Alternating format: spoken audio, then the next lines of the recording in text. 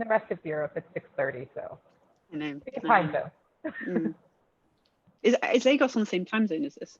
We are now, yeah. Yeah, fine. Okay. In winter, no, but in well, when you change the clock, yeah. So just to let attendees know that we are also going to be live streaming, but you can only ask questions if you have registered to attend. So if there are other people who wanted to attend but only decided they wanted to in the last few minutes, then if you go to the One Health Tech Twitter at @1_Health Tech, then it'll be in the top post that we're live streaming this on YouTube. So I better behave. Yeah, you better behave, although, you know, that's kind of not also the point of this. You can also misbehave. So I think we're going to kick off. So welcome everyone. My name is Maxine McIntosh. I'm the co-founder of One Health Tech and also a postdoc working at the Alan Turing Institute. Thank you very much for joining us for this session and in conversation with Professor Dame Sally Davies, chaired by Yewande Faloyan as well. So just before we kick off, just a wee bit of housekeeping and a bit of background as to who we are and what this is. So for those of you who don't know, One Health Tech is a grassroots community that's led by volunteers that supports and promotes better diversity and inclusion in health tech. We operate as a federated community that does everything from meetups to mentorship programs to workshops and skills exchange, and also just tries to kind of support better inclusion by fun and by being diverse rather than necessarily talking about diversity. With great sadness, we were planning on having a really big event at the end of June that was called Humans of Health Tech, and unfortunately, obviously, getting several hundred people together in one room is not ideal in these current circumstances. And so, in response to COVID, we thought, how about we get together all together as hubs across the One Health Tech community and organise a One Health Tech Week, which is effectively what you're taking part in now, which is a week-long range of activities, including yoga and coffee mornings and webinars and book clubs and Twitter chats and everything that's from very, very serious health tech stuff to also incredibly light touch and somewhat menial, but also quite wholesome is the idea. So if you would like to kind of make sure you're following on Twitter and also tweeting, then we're using the hashtag #OHTweek. So just last bit of housekeeping. So we'll be kicking off with about half an hour of a chair discussion between Yewande and Sally, and then we're going to open up to audience Q&A. So if you do have questions, please use the Q&A function at the bottom that's just got the little Q&A box. We'll be looking at that and moderating it and bunching together questions that are similar, and then hopefully Yewande can ask the questions that you've all been wanting to answer. And as I said again, if you would also like to send the link to other people, then we're also live streaming this on our Twitter account, so @1_Health Tech, and that will be the top post at the moment. Just a little extra thing. This is obviously a time when people are quite stressed, and some people might have strong opinions about things that are discussed, but we can please make sure that you ask your questions respectfully and politely, and just take consideration the fact that other people can also probably see your questions, and so please be considerate and kind in the way you ask your questions, even if for some reason Sally says something that really rattles you. So without further ado, I'd like to introduce Yewande, who will be chairing the session. Yewande is a leadership coach and strategy consultant, amongst many things, and without further ado, I will now leave the webinar and hand it over to you two. Thank you. Great. Thank you so much, Maxine, and thank you everyone for joining. As Maxine said, just as a quick intro of myself, my name is Yewande. I'm the founder and CEO of Acito Leadership Coaching and Consulting, and prior to that, I was a consultant at McKinsey with much of my work in the digital healthcare and strategy space. And I say all this because as someone who's super passionate about leadership, strategy, healthcare, I could not be more excited to be in conversation with Dame Sally Davies today. So Sally, thank you so much for taking the time to be with all of us today. Oh, I think it should be fun, though. I think you should be center stage. You're a leader, Yewande, and you're young, and that is very important to this group, isn't it? Definitely. And I would say the same to you as well, Sally. You are definitely a leader, and you are also young in everything that you've done. And just for the few who are not aware of what a trailblazing leader Sally is, here are just a few highlights, right? So Sally is currently the UK Special Envoy on antimicrobial resistance. She's the Master of Trinity College at the University of Cambridge, the first woman to ever hold this post, and is also a non-executive director on 4 boards, which includes the Clinton Health Access Initiative. Prior to that, she was Chief Medical Officer for England, Chief Medical Advisor to the UK government, and up until 2016 was a member of the WHO Executive Board. In terms of honor, she was appointed, she received her DBE in 2009 and was also appointed Grand Cross of the Order of the Boss for services to public health and research in this year's 2020 New Year's honors, being the second woman to receive that and the first outside the royal family. So I could probably take up the full hour with loads of questions, but my parents taught me that sharing is caring. So as Maxine said, please do get your questions in, and we'll spend the second half of our conversation taking your questions. So maybe starting off, I always like to start with really important questions, Sally. A little birdie told me that you've recently bought a new Peloton. And for those who don't know, it's basically an exercise bike where you get live streamed instructors basically keeping track of what you're doing. How are you finding your bike? You really do know what I've been up to. Well, it's hard work. It's totally connected. So not only do you know how you're doing, but you can see how you're doing against everyone else. The great thing for me is that I'm the only 70-year-old on what they call the leaderboard. There's occasionally a 60-year-old, but most people are in their 20s and 30s, with a few in their 40s. So I feel quite good that I'm not doing badly. And for myself, each time I do a bit better than the time before, but it's taking a while. I'm not a biker, but in lockdown, you've got to find ways to get exercise, and this seemed a good way. And my husband's using it too. So there you are. It's getting good use. Nice. It sounds like there might be a competitive edge there, given that you can see other people's scores and your husband's also getting involved. Yeah, they're all better than me. So no, it's about personal best, not anything else. And pushing myself. I mean, I also go jogging, and I have a Zoom gym class once a week too that my husband's joined, and that the problem with that is it makes me laugh watching him trying to do the things that we all do in gym classes all our lives. But there you go. I love it. It sounds like this time of confinement is bringing you closer to your husband, and you're learning new things about each other. Well, that's true. And I think closer to, we've got daughters in their 20s, and I seem to have at least once a week a FaceTime breakfast with one or other of them and things. So digital has become a bigger part of my life than it was before. Yeah, definitely. And I think a lot of us are feeling that way. When you think about this period, what are some things that you're missing? I know that you're a big fan of the opera. Yes, I should be going off to all sorts of operas. It's the Glyndebourne season and Garsington, which for those who don't know it are opera festivals where you get wonderful opera, but also you take nice picnics and make a real event and outing of it. So I miss that, but I mean, I've been catching up on the National Theatre, the Royal Opera House, and various other things on the web. So I'm not doing without culture. What am I really missing? Yeah, it's probably not seeing the family and close friends. Zoom drinks is fine, but it isn't the same. You miss things. Yeah, that connection with others who we love. So how are you finding, I guess, what are you finding particularly beneficial in terms of staying connected to those who are most important to you and the things that are most important to you during this time? I think it is actually making the connections. So at the weekends, we do 2, 3, 4 Zoom social meetings, talking to the daughters all the time. One of mine is a doctor on the front line, first-year doctor, and we've done 2 pasta making classes together with a young woman teaching us. But just making pasta and chatting to her for 2.5 hours has been very therapeutic to hear what it was like, which won't come out over a phone or a Zoom so much.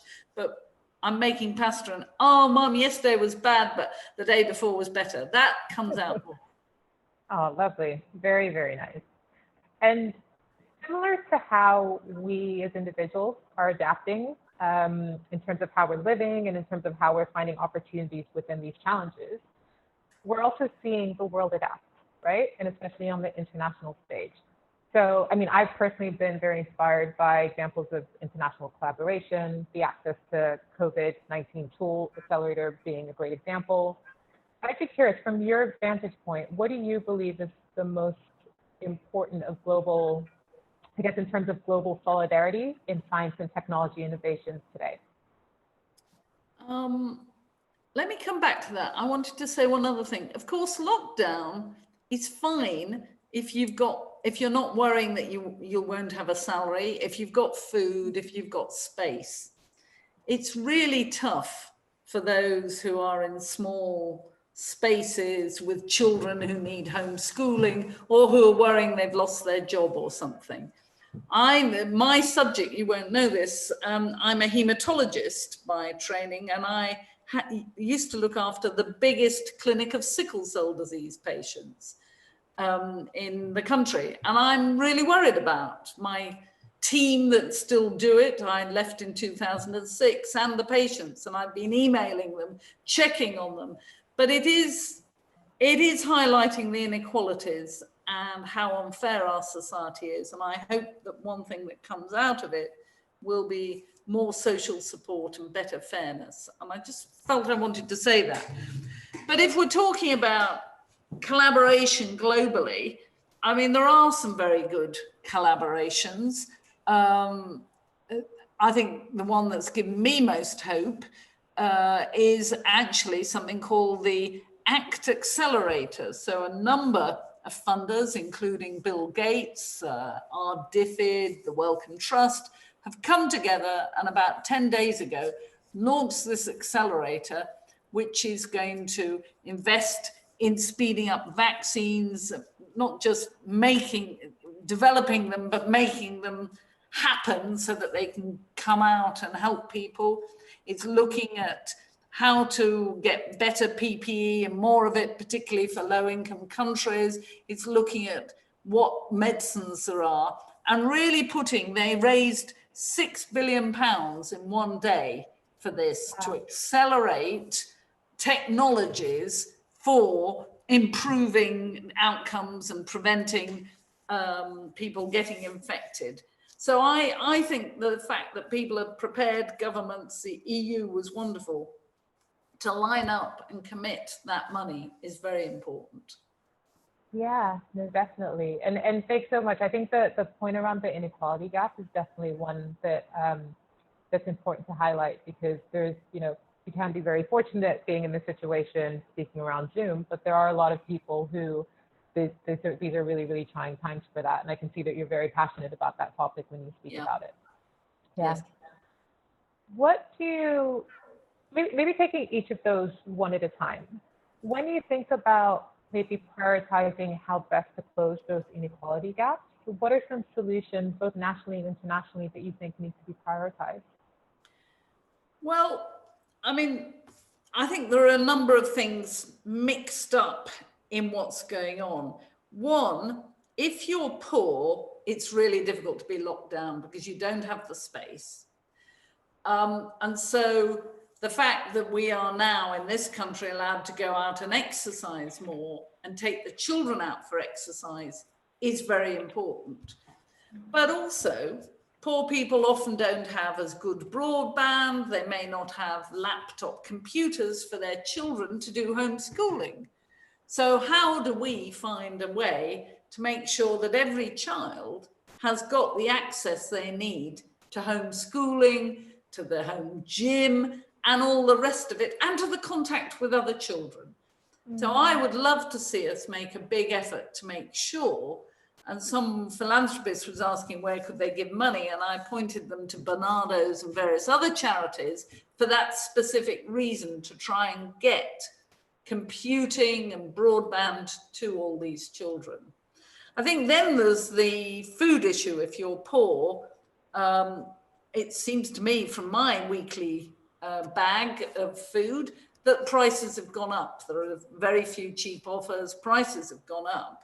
And so how are we making sure that these people are getting good, nourishing food and probably not paying for it? Because if they can't afford it, they still need it. And we, as a society, should make sure they get it.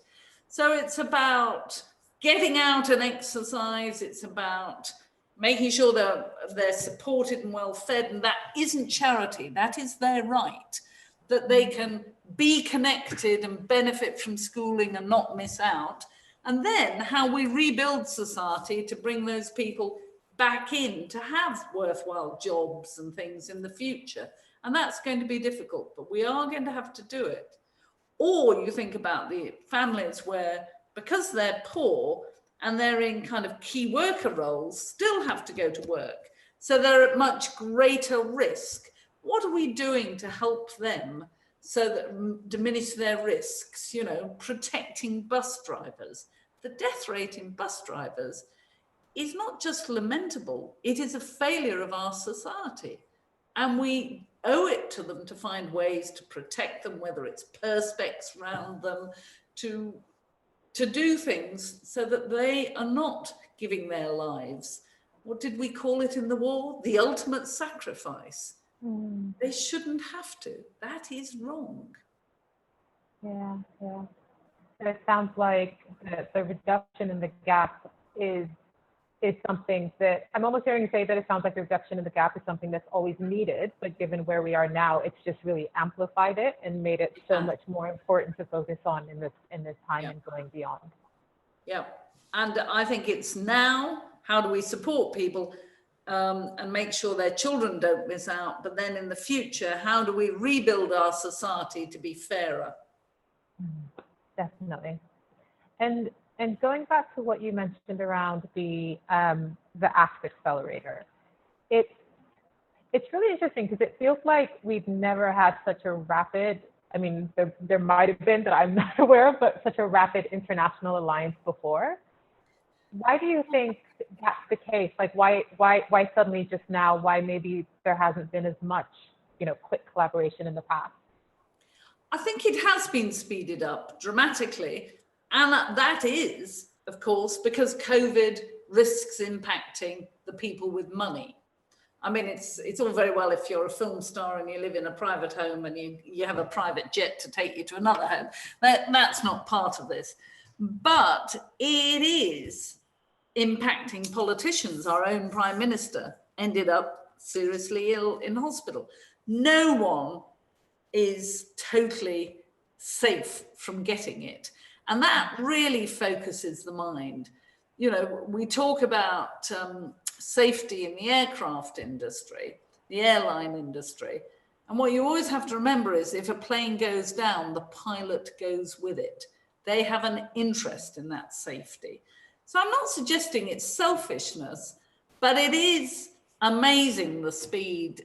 And when I look back at Ebola, we didn't get that speed and that much money. Some countries, Britain played a big role, and the States did too, financially, and I mean, many other countries did. Cuba had plenty of doctors they supplied, which were fantastically generous.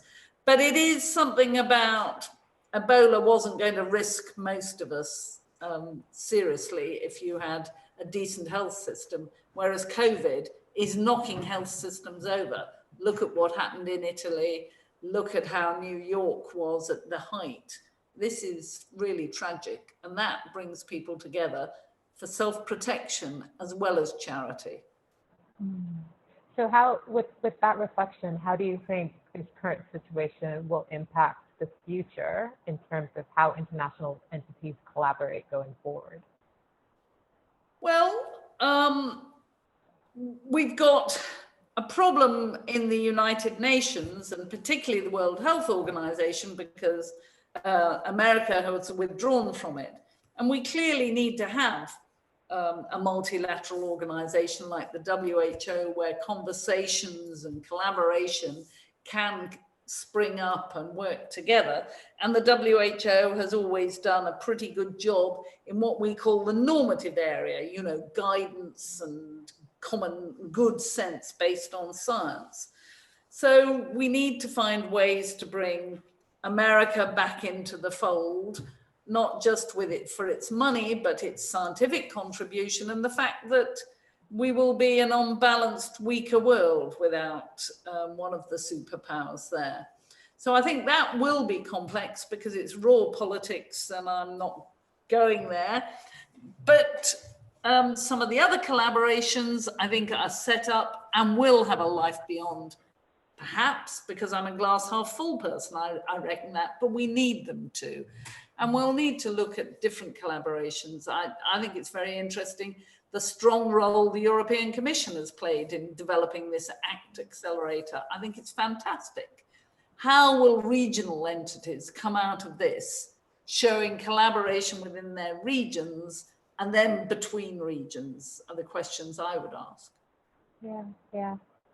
So maybe going down into kind of communities and people. So the OHT community tends to be quite technophiles and love talking about data.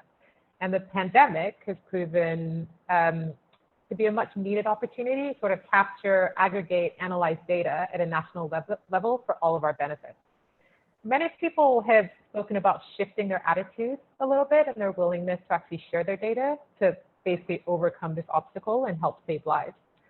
How important do you feel national data is during the time of pandemic? And is that any different to non-pandemic times?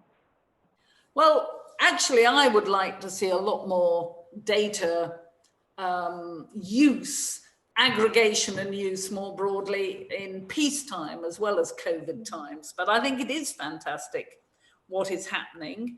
And it is making a difference to the response. As you probably know, all the government's health data is being aggregated by the NHS and Public Health England and used to try and improve how the NHS manages the outbreaks and the pandemic, but how to move forward and where the kind of hotspots and the bottlenecks are.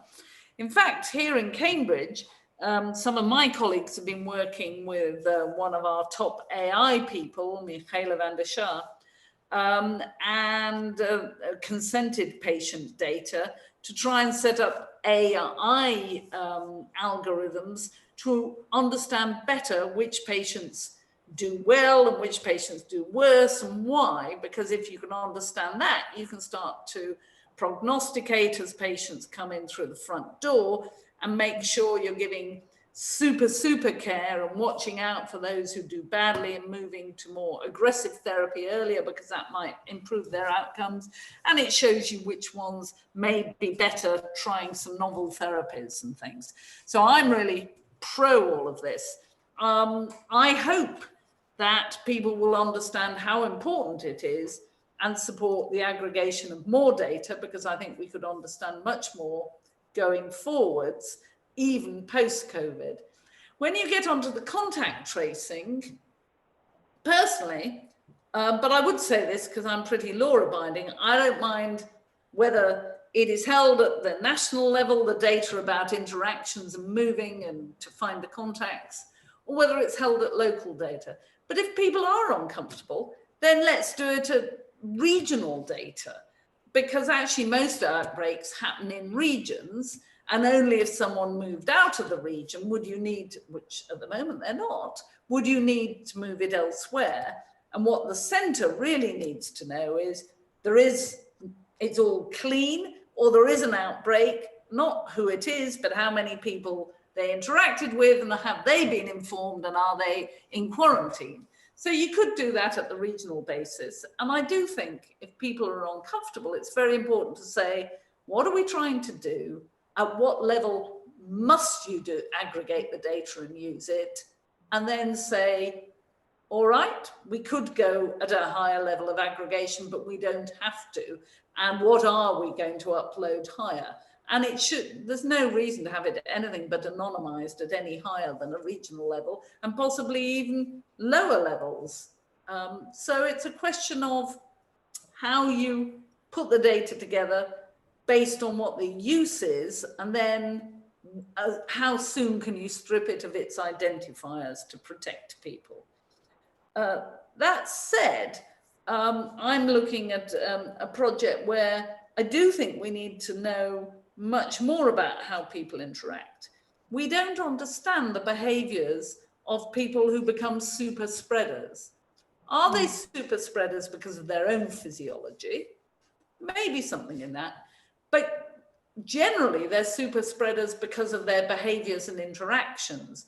And only by looking at the large databases of Facebook and Google and Apple and the mobile phones will we be able to understand who are super spreaders, who are super spreaders, and who are above average spreaders, and who don't spread much, what their behaviors are, to look at what matters and what doesn't matter.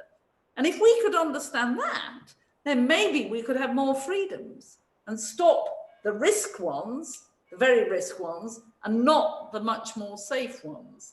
So I'm very keen to get at that sort of data and bring geeks and nerds into it. Not always classic academics. I think geeks and nerds can really look at things quite differently, to have those insights so that we can release those who can be released. Yeah. So I'm hearing a lot of really interesting themes there. So one around, there was almost a sense of being clear about what the data, like the purpose of the data, and kind of going from a frame of mind of, we must have this data to provide us with this information and therefore help us to address these issues, as opposed to data for the sake of data collection or as a means of, you know, to some extent, data at the moment is a bit of a currency, right? So instead of data for the sake of data, only keeping what we must have for a purpose, and anything else either anonymizing it or putting it into a situation where it's not potentially being a threat to any individual person. I think we owe it to people to protect them, but they, in a complex system like ours, when we also have the NHS as a solidarity system, owe it to everyone else to let people use their data if there's good purpose. So why are we collecting this? What are we doing with it? So if you look at the hospital data I was talking about on individual patients, it's all anonymized. You can't tell who is who. But by looking at it and using AI, I do believe, are very likely to improve the number of patients, or decrease the number who die, and decrease the number of days in hospital, because we'll learn better ways to look after people and things. So, and my experience, take patients with cancer, they always want to join in trials, or almost always, even if it might not help them, but to help others who come after them. So I think people in general, if they understand what's going on and they know that the data is not being abused, but is being used with purpose, are helpful. Wonderful. So going from one topic that you're clearly passionate about to another, antimicrobial resistance. I know that's been a huge focus of your career, and you've long been an advocate for action on AMR, speaking about it on a number of global stages, for example, the UN General Assembly side event, and also in your, I guess, in a lot of the work that you're doing. And you are currently the UK Special Envoy on antimicrobial resistance. That's a bit of a tongue twister. Firstly, for those watching, what does that title mean? Right. It's unfortunate that we started with that title. We shorten it to AMR, and that's even more difficult to understand. So basically, it's about human nature and survival of the fittest. That if you take infectious organisms, microbiological organisms, they could be bacteria, viruses, fungi, protozoa, you name it, they have DNA or RNA inside them, nucleic acid, which are perpetually mutating, looking by chance, really. And if there's something nasty in the environment and that mutation gives them an opportunity to go on living, they'll pass it through to their children. So if you're treating one of these infectious organisms, say in a human, with an antibiotic, and one of those mutations gives you that bug protection against the antibiotic, you will have antibiotic resistance and it'll spread. And interestingly, those nasty little bacteria, there are nice bacteria, don't get me wrong, not only pass it to their children and grandchildren, and they do multiply every 20 minutes, but they also can pass it out to their aunts, uncles, cousins, who pass it down to their children. So, it can really amplify. And then you get to a situation where you've got an infection that isn't treatable by that antibiotic. Maybe there's another, but actually there isn't always another. So for instance, 60,000 newborn babies in India apparently die of untreatable sepsis every year.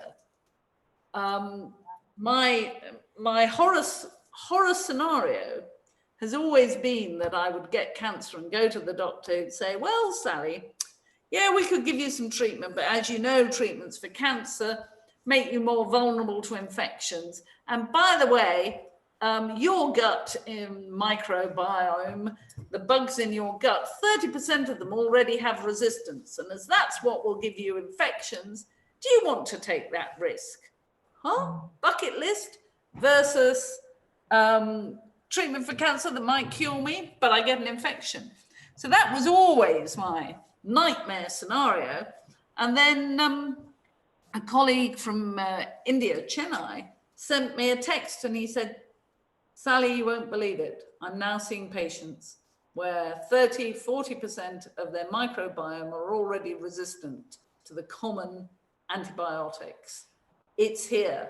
My response on the text was, oh shit. I couldn't think of anything else to say. That's scary. It is there, it's growing, and it's getting really bad. Yeah. I was going to ask what keeps you up at night, but it sounds like that scenario, which is actually here. It's that, it's COVID, and it's really interesting that when I moved from hematology into kind of public health, and I became quite interested in infections and in time AMR and now COVID and things. People said to me, why do you put your energy into that? Infections are over. It's the non-communicable chronic diseases you need to worry about. Obesity and other things, asthma and everything.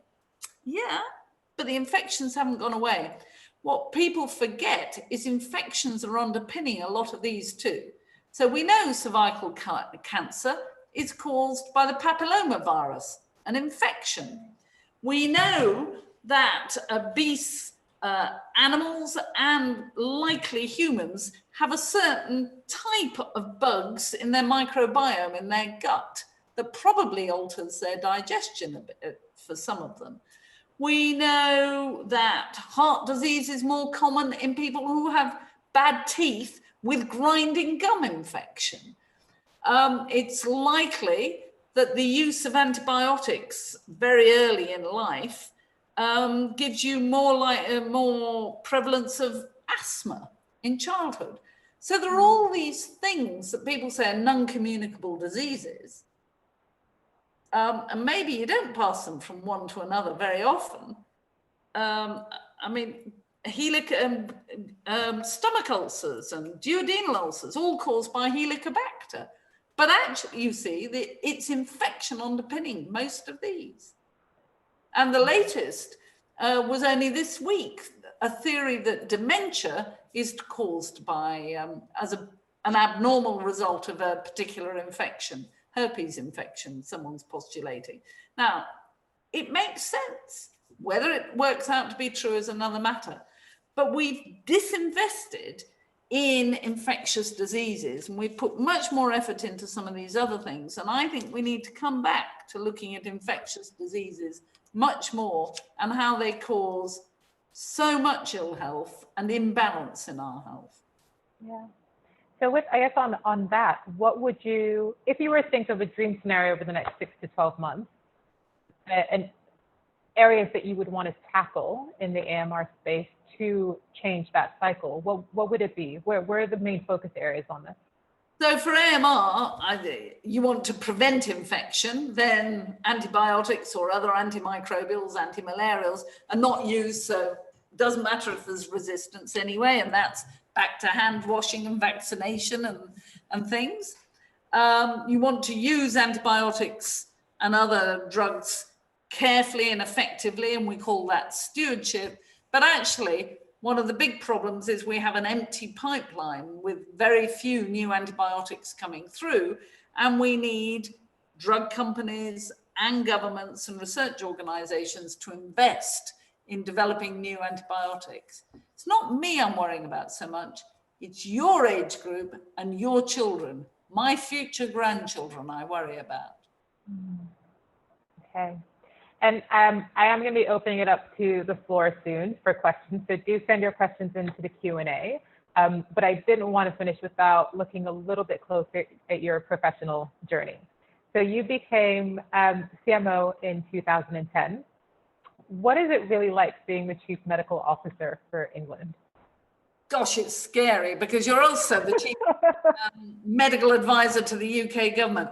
So you have to, well, my predecessor, my successor all take it seriously because you advise the government to the best of your ability. And what I tried to do was make sure I had a lot of scientific advice, and then I'd say the evidence is this, and your choices are the following.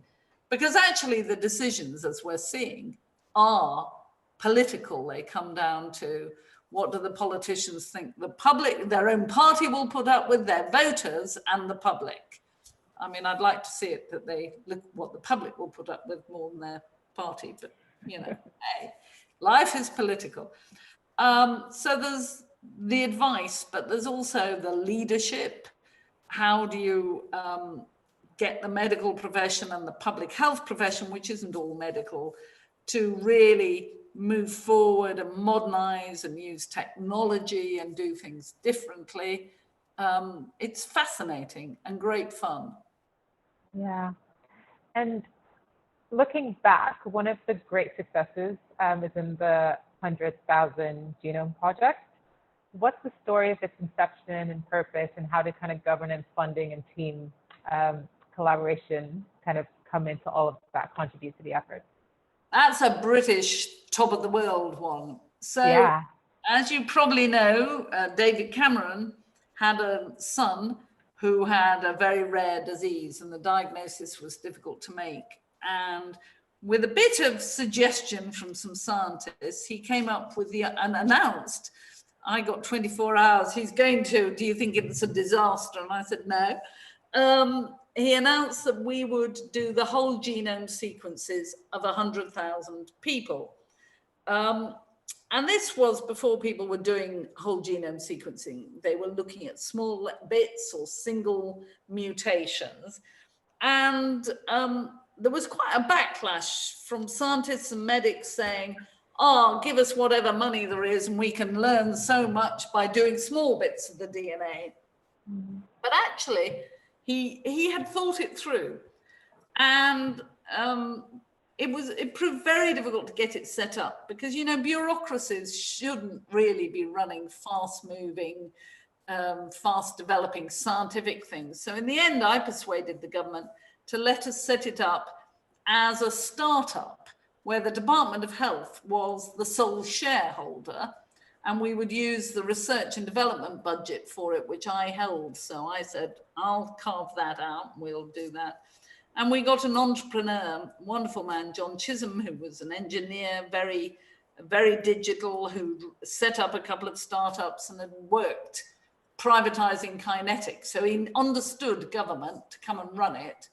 And then we set about doing it. And in the end, with a lot of patient support, it couldn't have happened without, we managed the full 100,000 just before Christmas, of which a lot of them were children with rare diseases. And you talk to the families and they were thrilled we were doing it because they knew their kids had something weird, but what? And they'd come and go for years. The worst I heard of was over 20 years trying to get a diagnosis. Oh, wow. And then we get a whole genome and we can tell them the diagnosis. And for some of them, we could find them treatments. There's one group of over 20 children where they thought they had a funny type of cerebral palsy, but someone did their whole genomes and they had lots of epileptic fits. and discovered that if you did deep brain stimulation, electric brain stimulation, they all improved, and some of them became fit-free and could go to school. I mean, wow. That group of kids owe their lives or quality of life, and some of them their schooling, to this project. And they're not the only ones. So it is really, it's an exciting project. Yeah, no, I can tell as you speak about it. What was the experience? How do you think that impacted you kind of going forward in your career? Because I can kind of feel the excitement as you discuss. Well, I've always been interested in genomics. As I said at the beginning, my subject was sickle cell disease. And of course, that is a single point mutation in the DNA of some people. And if you have one copy of the sickle gene, you're protected up to the age of 1 a bit against nasty malaria. But unfortunately, if you get 2 copies, it gives you sickle cell disease, sickle cell anemia, and it can be really, well, the average life expectancy used to be 42. It's improved with modern treatment, but it's very painful on occasions, and it's life-threatening and difficult. And so I've always been interested in genes and genomes. And so the whole genome project for me was a gift to play with. It sounds so. So I'm gonna, I've got loads and loads of questions, but I'm gonna move to the Q&A just to see what's coming up from the audience. So let me just have a quick read. Okay, so this is a question around the data piece that we spoke about. So the first question is, do you worry that if some parts of society are more distrusting of sharing their data, it could introduce bias into the insights? And how would you kind of convince people that it's safe to share? Of course, if the data set's not complete, it can be biased. And so we have to work to stop that. One way is going back to what's the purpose. And once you've worked out the purpose, you can anonymize a lot of it, and then you protect those people. But we don't use data for research without having a protocol, ethics committee permission, data governance permission. It is carefully regulated and monitored. This is not a free world to do what you want with data. And the project I was talking about of collecting data from a hospital looking at patients' outcomes, all those patients have consented and everything. So it's very carefully done. I think it is going to be difficult to do in detailed reviews of why BAME, Black and minority ethnic people, seem to be having worse outcomes, and at the in-depth level, unless the patients agree for their data to be, the data about them to be used. At a high level, you can see that they do have worse outcomes, and we'll be able to get some stuff anonymously that might give us a bit of a guide. But we need to tease out whether the Black minority ethnic bad outcomes is something to do with them, whether it's their genome or their diet or more pollution where they live, or it's something to do with inequalities in terms of finance and housing. Actually, those overlapped, didn't they? But do you see what I'm getting at? We will need, you can do some stuff based on postcode and anonymized and ethnicity, but other things we will need to do much more in-depth to find out the causes. And hey, I plead with people to let us use the data, because if we don't understand it, apart from poverty and inequalities, how do we make it better? How do we make the outcomes improve for those people? Well, thank you. Next question we have is on your role at CMO. So the question is, what's the toughest decision you've ever had to make or you ever had to make as CMO?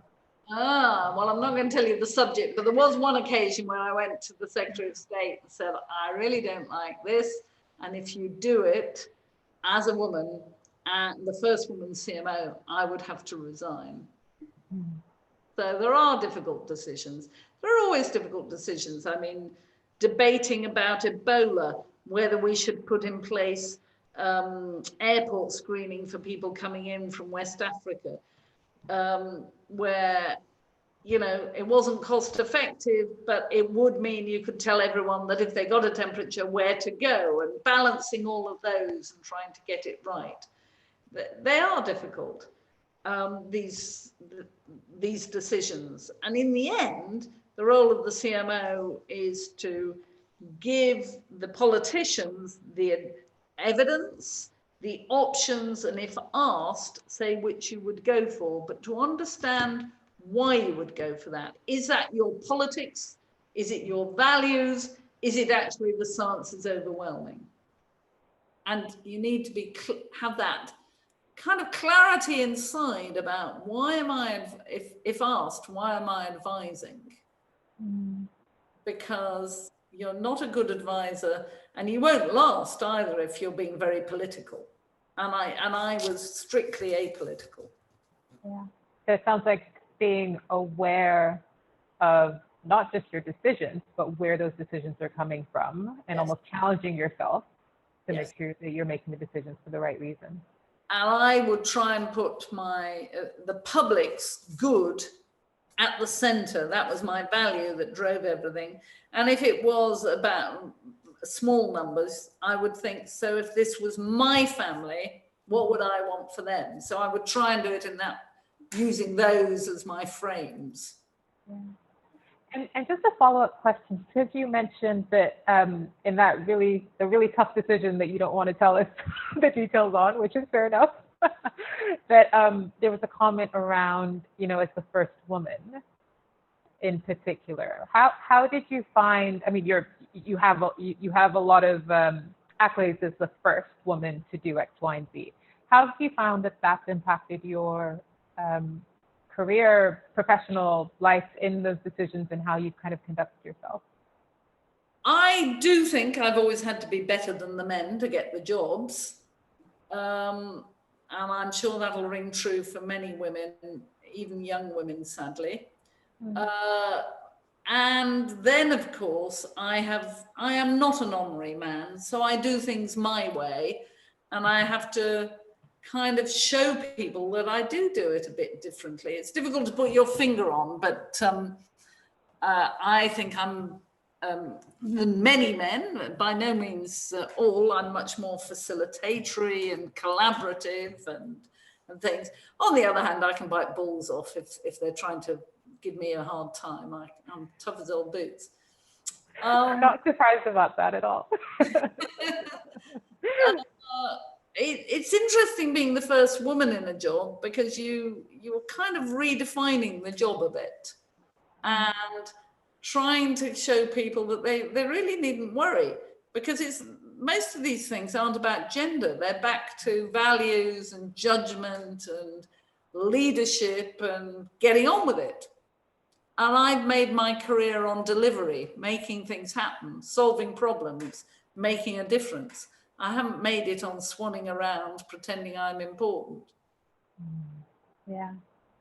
And looking a little bit, another question here that kind of goes into value. So do you think that this pandemic will result in a sustainable increase in the value we place on key workers?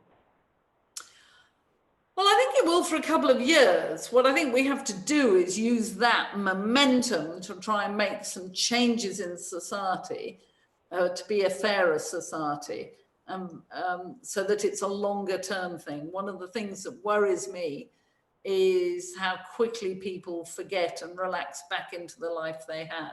And I was assuming when you said key workers, you were going broader than just the NHS, or even in the NHS, remembering the porters and cleaners. But yes, I hope we do. But I think we need to use the momentum in the first couple of years to kind of bake it in some way. Yeah. Lots of great questions coming. So following on AMR, so the question here is, apart from AMR, of course, what is your advice to the NHS England and NHS Improvement senior executive team at the moment? And it says not COVID, not about COVID related. What is it? Well, I think the big win we should get out of this, because there are so many losses to families and friends, is keeping, I'll use that expression, baking in all the digital gains, you know, outpatients digitally, much more management data collected digitally, so bake in the digital gains and think about how, as we turn the NHS back on, we make it a more modern NHS and a more national NHS. At the moment, hospitals are collaborating, everyone's working, not just really hard, they're working their socks off, but they are working in collaboration and learning together and digital sharing and everything. We need that to stay and to change how our NHS is, from being what I call a cottage industry into a really wonderful national asset. Yeah, yeah. It almost sounds like that when you're talking about, you know, making pasta with your butter. It's almost like things that are happening now that, you know, it's not for indoors, but it's bringing up opportunities. They're quite exciting. So kind of taking those in and getting them to stick even after. Yep. Yep. No, it needs to be a very exciting, well, it is an exciting time. If it wasn't so sad, we'd all be really energized. Definitely, definitely. So next question coming in, do you think, so what does the future of genomics look like? What do you think is going to be the good things that come out from Genomics England? Well, I think there'll be, I hope it's part of, you know, having a more modern NHS that will do much more genomic testing. So if you get cancer, genomic testing so that you get the best treatment, not based on, oh, it's pancreatic cancer or it's a lung cancer of this sort down the microscope, but looking at the genome and other molecular markers. It's this pathway that's impacted and gone wrong, so let's use that drug for that pathway. So we need things like that. We need to be able to, you know, if you get someone having an early cardiac event, we need to go out and check their family and see whether they have risk factors and do things. I think the other big stuff that's coming, and I'm delighted to be on the board of the company that in Oxford that's leading it, Genomics PLC, is starting to look for risk factors and doing a simple screen, which is really quite cheap, and saying, you look as if over life you have these risk factors, and starting therefore to work with people to think, so I'm at high risk of breast cancer, so I do need screening, you know, once a year. I'm at low risk, so maybe I don't need screening at all, but if I do, maybe it's every 5 years. So starting to segment people, so screening it fits much more with your risk, and looking at these genomic risk profiles, and actually thinking about, so what does that mean for your lifestyle? And maybe explaining why uncle, you know, died early. So if I don't do this, that, and the other, maybe I will too. That's quite exciting. So it's almost like personalized preventative healthcare and well-being in a way that benefits people, but then ultimately, I assume, would also benefit the whole healthcare system, right? It ought to. Yes, it ought to. So I think that's going to be really exciting, but I think we will be using genomics more and more as first-line diagnostics, first-line screening, and use it more intelligently. As we learn more, we'll use it more intelligently. Yeah, yeah. So we've got I always love when personal questions come in. So we've got a personal question on the regional versus national front. So someone says, I'm starting a national role next week after working regionally. What is your advice to someone in that position? Oh, that's an interesting one. So I'll tell a story. Back in the late 90s, I was the regional director for research and development. And I was in North Thames, North London, 56% of the country's money was with me, and therefore 44% of the money was with 8 other regional directors. And they kept ganging up on me and trying to get the money out of North London. And it was pretty difficult. So eventually I went to see my boss and I said, you know what? The skills that got me this job are not the skills I need in this job to do it well. I need a new skill set. And being me, I said, so we have 3 choices. I burn out. I refuse that one.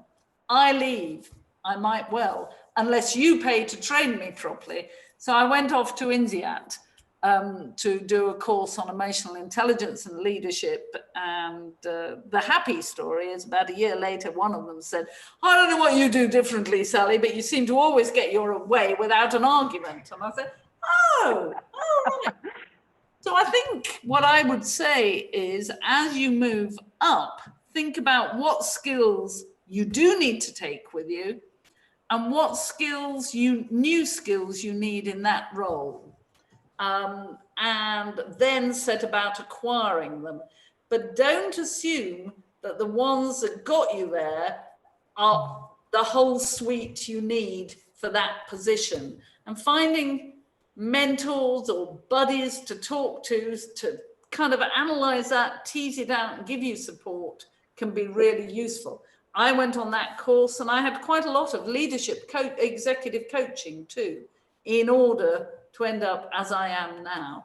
I remember saying to someone, gosh, the NHS spent a lot of money on me. And he turned around and said, well, look at your career, worth every penny, you know.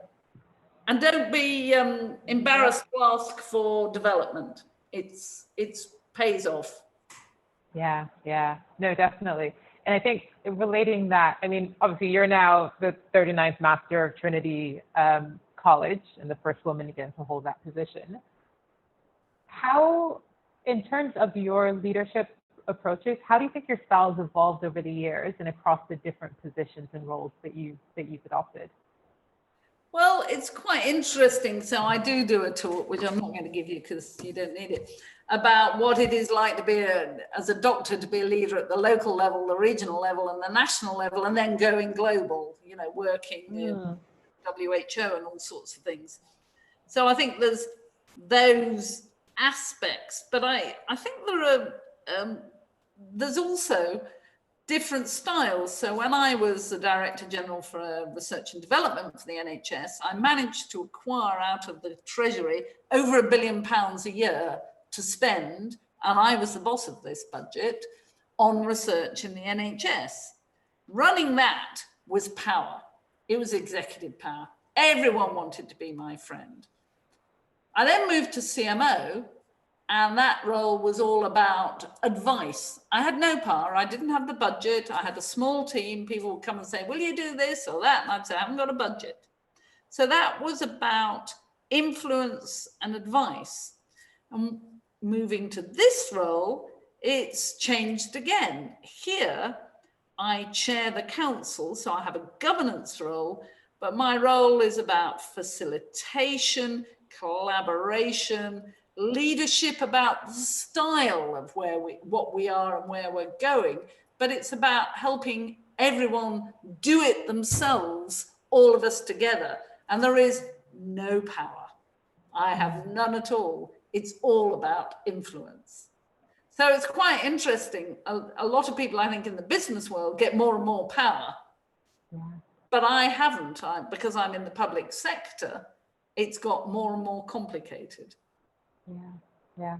And I think that's such an interesting way to think about it, because I think there's also an assumption sometimes that leadership is just this label, right? You're a leader. It's a badge.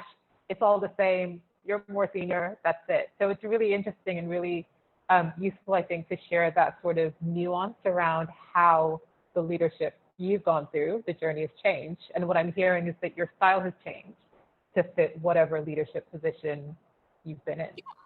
I think many of us can have different styles, you know, to be successful. You think, what do I want out of this meeting? Who am I meeting? How am I going to handle it? And have different styles. But different roles need not only different skills that I was talking about earlier, but different styles as well. They all need listening, of course, but you know, when I was CMO, we'd have meetings and I'd listen to everything and we'd all agree what needed doing, or I'd say, well, clearly we need to do this to the policy team, and it would happen. Now, if I said that, everyone would say, oh, really? And are you going to do it? Oh, wow.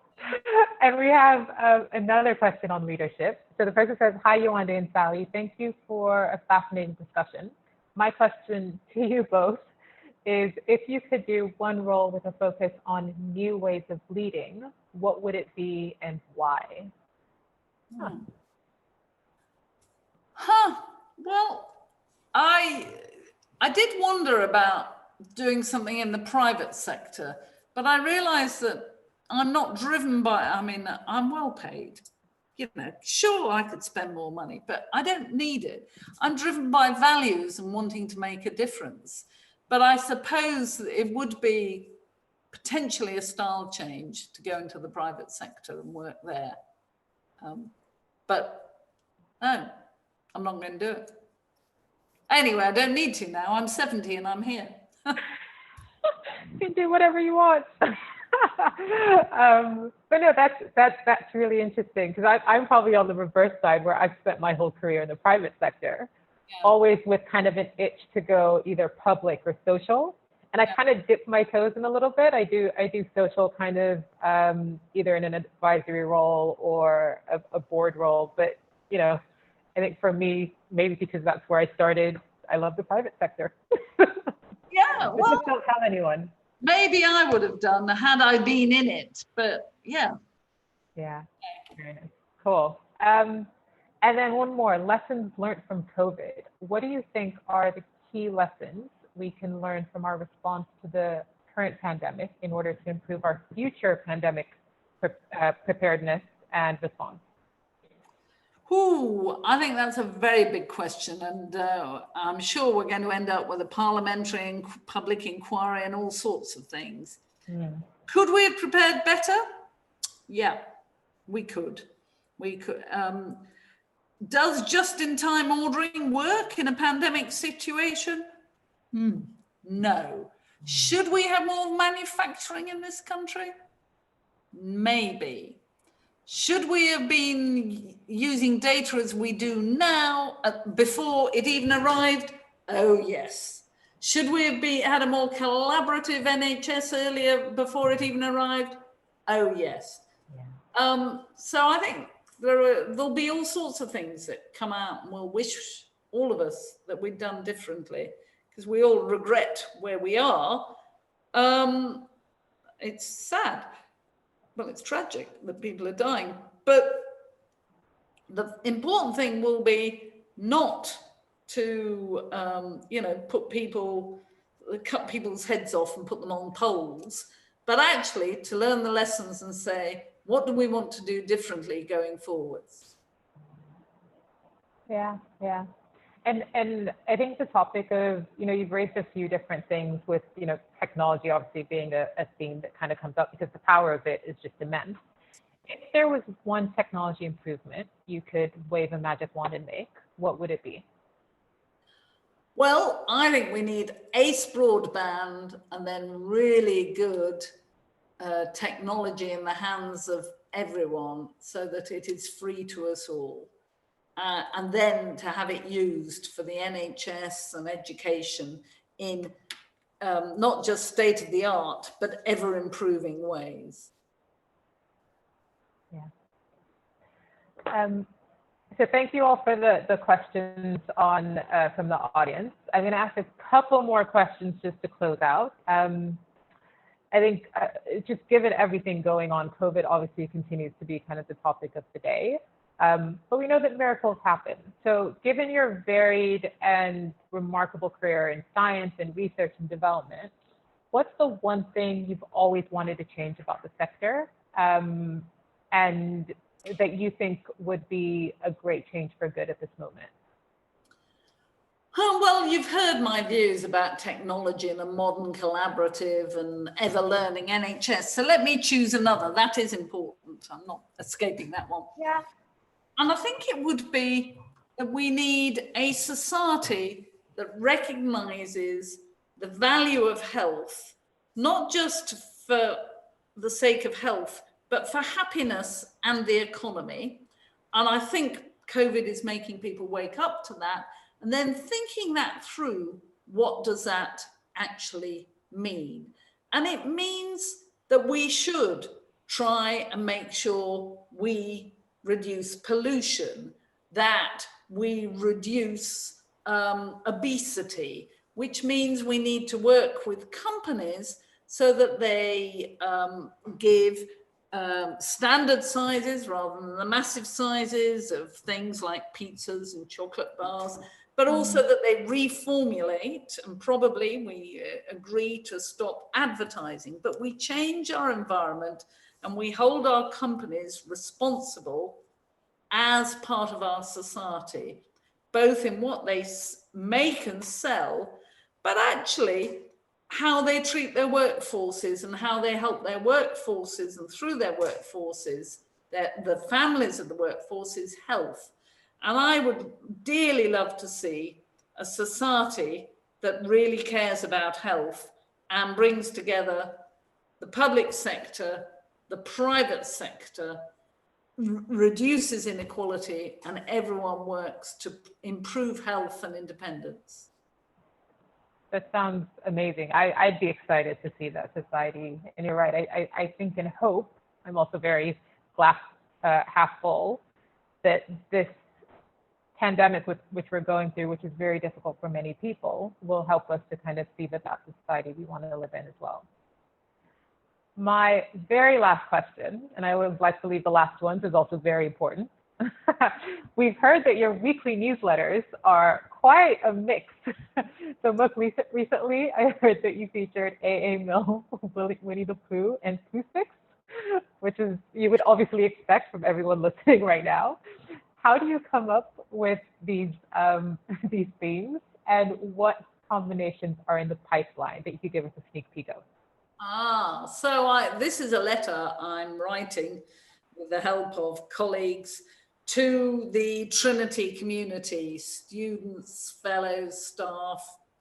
And I started it at the beginning of the lockdown, and we've talked about community grief and beauty and all sorts of things. And yes, I try and make it relevant to the college. So actually, A.A. Milne was a student of Trinity, and the original Winnie the Pooh books are in our library.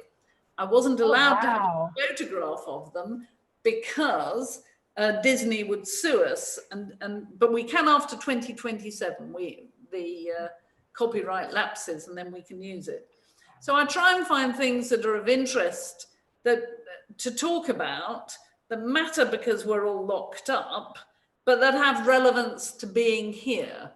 And I think we're going to talk this week probably about blood transfusion antibodies, because antibodies are being used to treat patients, and the fact that Wren, the architect, did some of the first transfusions in the world. So, you know, kind of linked around that. But we have to think hard. So what would be interesting? And then the other thing we add are pictures that I've taken on my slightly old iPhone. It's only an iPhone 5, wandering around the college. And I have taken some really beautiful ones. So they remind people of where they aren't. And we are living in total peace, with the deer coming out, a white egret the other day, a heron on the river. Oh, lovely. I mean, it is just beautiful. I'm very lucky. Yeah.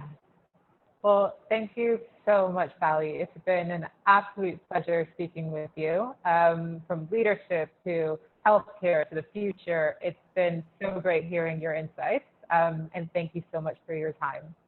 Well, lovely to meet you too. So thank you very much, Wendy. Thank you, Sally. I'm going to hand back to Maxine now to close out our session. Amazing. Thank you so much, Yewande and Sally. That was an amazing conversation. And there were just kind of three things that I wanted to pull out from that really stood out for me, and I think would resonate a lot with the One Health Tech community. So one is the kind of deep acknowledgement of privilege, the fact that we can even be on a webinar right now, and the people who are watching this webinar are those least likely to be affected, and for us to make sure that we really pay attention to those who have had a very different experience of lockdown, be it from a socioeconomic perspective or other factors. I think a second thing for me was this kind of tension between the international and national collaboration, and how important the regional element is. So one thing that we care a lot about is localized innovation, localized collaboration, and how that is even more relevant in the case of COVID. And you raise a really good case around data sharing and the fact that transmission happens at the local level. And for me, the third thing that really stood out for me was the idea of doing things differently, being values driven and focused on delivery. So that's everything from being kind of centered on public good in the work that we do, to also not being an honorary man and biting balls off, because that's also quite an important thing to do. So obviously the week, One Health Tech Week's theme is Coronnaissance, which, other than being a hilarious pun come up with our volunteers, obviously represents the fact that this week of activities is to provide both kind of levity and insight into a community of people who I think are really quite tired and wounded from 2 months of working hell to the leather on different types of solutions. One thing that has come out is that, obviously after the war, there was the Beveridge report, which really campaigned for important social progression. And I think one thing that this conversation really highlighted is that if we're going to be inspired to have what our one line of our Beveridge report equivalent should be, what could that be? And so I hope that this conversation has inspired everyone to think really carefully about what their health care or life science innovation policy startup could do in advancing social progression in that element. So a huge thank you to Yewande and Sally. The recording will be made available, and please do continue the conversation on #OHTweek. Obviously, you're invited to the rest of the week's activity, and we've got everything from pajama yoga and virtual coffee mornings to more serious book clubs and article clubs about looking at gender disparity in COVID data, or what types of pivoting and reshaping and refactoring different startups have done during this period. So if you just look on www.onehealthtech.com, you will see all of those details there. But without further ado, I hope you have a lovely evening. I have had a really enjoyable glass of wine during that conversation, so I hope you will go and enjoy your own drinks. Okay, well, Yewande and Sally have very sensibly had tea and water, but have a lovely rest of your evening, and keep the conversation going, and a huge thank you to our speakers again. Thank Bye. you. Bye. Thank you so much. Bye. Great to meet. You too, Sally. Thank you so much. Thank you. See you again, I hope. Yes. Bye. Bye.